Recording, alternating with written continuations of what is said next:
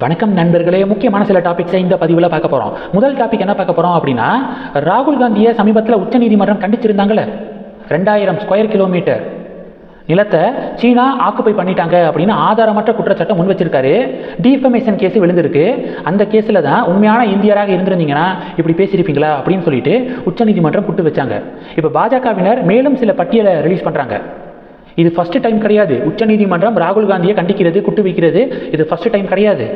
சில மாதங்களில் பல வாட்டி சுப்ரீம் கோர்ட்டு ராகுல் காந்தியை குட்டு வச்சிருக்காங்க. அது என்ன தெரியுமா இன்சிடென்ட்? முதல்ல ரஃபேல் டீலில் முறைகேடு நடந்திருக்கு அப்படின்னு ஆதாரமற்ற குற்றச்சாட்டை இதே மாதிரி முன் வச்சார்.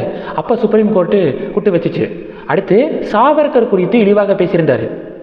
மன்னிப்பு கேட்கறதுக்கு நான் ஒன்றும் சாவர்கர் கிடையாது அப்படிங்கிற மாதிரி பேசியிருந்தார். அது ஒரு டிஃபமேஷன் கேஸாக விழுந்து சுப்ரீம் கோர்ட்டு குட்டு வச்சுச்சு.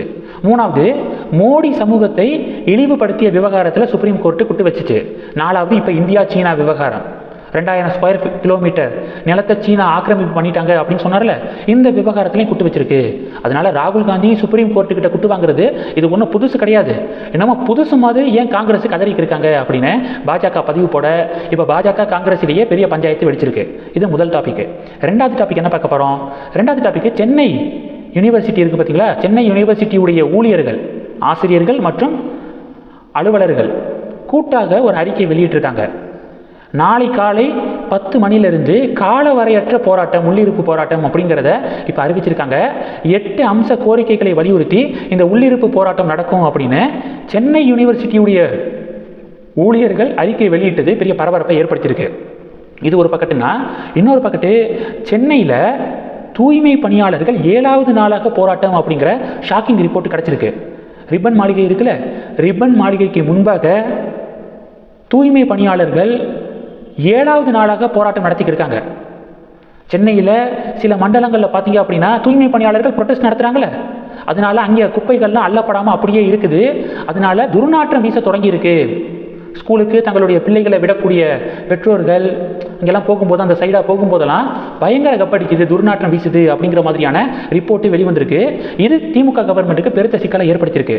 எதுக்காக தூய்மை பணியாளர்கள் போராட்டம் நடத்திக்கிருக்காங்க அப்படிங்கிறத நம்ம ஷார்ட்டாக பார்த்துடலாம். KN நேரு இருக்கார்ல, திமுக அமைச்சர், நேற்று தூய்மை பணியாளர்கள்ட்ட பேச்சுவார்த்தை நடத்தியிருக்காரு.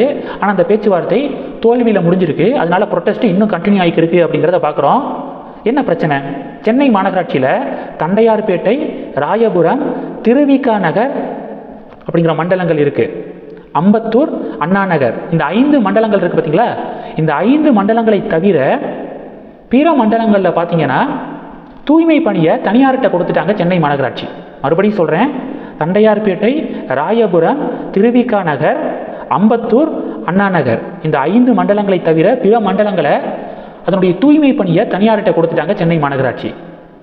இப்போ இந்த 5 மண்டலங்களில் பார்த்தீங்க அப்படின்னா மாநகராட்சியுடைய நிரந்தர பணியாளர்கள் மற்றும் NULM திட்டத்தின் கீழே ஒப்பந்த பணியாளர்கள் இந்த 5 மண்டலங்களில் தூய்மை பணி பார்த்துக்கிருக்காங்க.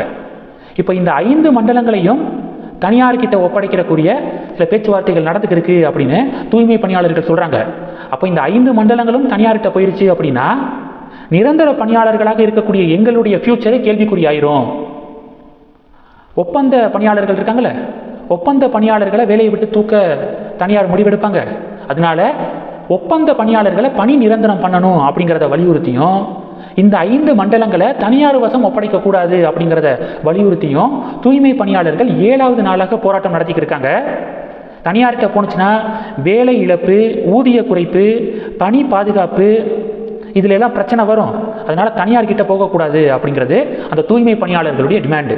இப்போ பாஜக என்ன சொல்கிறாங்கன்னா, இந்த திராவிடியன் ஸ்டாக்ஸு எதுக்கு எடுத்தாலும் மோடி பொது நிறுவனங்களை தனியார்கிட்ட ஒப்படைக்கிறாரு, தனியார் மயமாக்குறாரு அப்படின்னு சொல்லிட்டு ஒரு பொய்யான பாலிடிக்ஸ் பண்ணுவாங்க.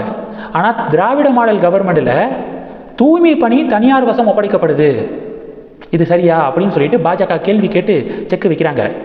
இப்போது தூய்மை பணியாளர்களுடைய இந்த ப்ரொட்டஸ்ட் தான் பல பத்திரிகைகளில் வெளிவருது. குறிப்பாக ஆங்கில பத்திரிகைகள் இதை நல்லா டிபேட் நடத்துகிறாங்க.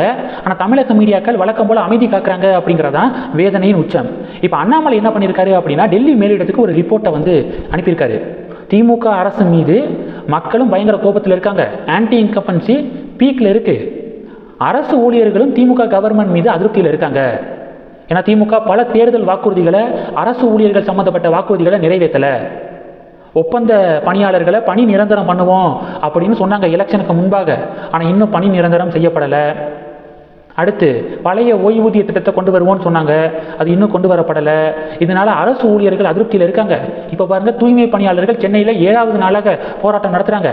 அப்போ ஒரு பக்கத்து பொதுமக்களும் திமுக அரசாங்கத்தின் மீது அதிருப்தியில் இருக்காங்க, அரசு ஊழியர்களும் அதிருப்தியில் இருக்காங்க. இதுதான் சரியான நேரம். திமுகவுக்கு எதிராக சரியாக காய்களை நகர்த்தி ஒரு வலிமையான கூட்டணியை உருவாக்கிட்டோம் அப்படின்னா டெஃபினட்டாக என்டிஏ ஆட்சி தமிழகத்தில் அமையும். திமுகவுக்கு எதிரான வாக்குகளை விஜய் ஒரு பக்கத்தை கொஞ்சம் பிரிக்கிறாரு. அப்போ மீதி இருக்கக்கூடிய திமுக எதிர்ப்பு வாக்குகள்லாம், எதிரான வாக்குகள்லாம் உடஞ்சிடக்கூடாது. அப்போது என்டிஏல டிடிவி தினகரனை தக்க வைக்கணும், ஓபிஎஸ்ஸையும் மறுபடியும் என்டிஏக்குள்ளே கொண்டு வரணும். மோடிஜியை சந்திக்க அனுமதி கேட்டு கிடைக்காதனால தான் அந்த கோபத்தில் கூட்டணியிலிருந்து வெளியேறி இருக்கார் ஓபிஎஸ். அவர்கிட்ட பேச்சுவார்த்தை நடத்தி மறுபடியும் கூட்டணிக்குள்ளே ஓபிஎஸ்ஸை கொண்டு வந்துடலாம். அப்போது அதிமுகவுக்கு பிடிக்கல அப்படிங்கிறதுக்காக, இபிஎஸ்க்கு பிடிக்கல அப்படிங்கிறதுக்காக என்டிஏவுடைய வெற்றியை கேள்விக்குறியாக்க வேண்டாம். திமுகவுக்கு எதிரான வாக்குகள் சிதறக்கூடாது அப்படின்னு அண்ணாமலை டெல்லி மேலிடத்துக்கு ரிப்போர்ட் அனுப்பியிருக்காராம். அந்த ரிப்போர்ட்டில் டெல்லி மேலிடம் ஆலோசனை நடத்துகிறாங்க அப்படிங்கிற செய்திகளை கேள்விப்பட முடியுது. கோட்டையை விடுறாங்க. இப்போ இருக்கக்கூடிய தலைவர்கள், இபிஎஸ், இப்போ தமிழக பாஜக தலைவர்கள்லாம் நல்ல வாய்ப்பை கோட்டையை விட்டு இருக்காங்க. கூட்டணி வலிமையாக இருக்கணும் அப்படிங்கிற சில பாயிண்ட்ஸ் எல்லாம் அந்த ரிப்போர்ட்டில் தெரிவிச்சிருக்காரு அண்ணாமலை.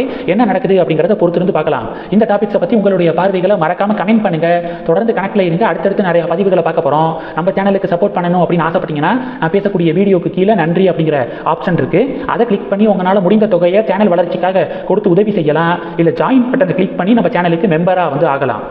நன்றி. ஜெய் ஹிந்த்.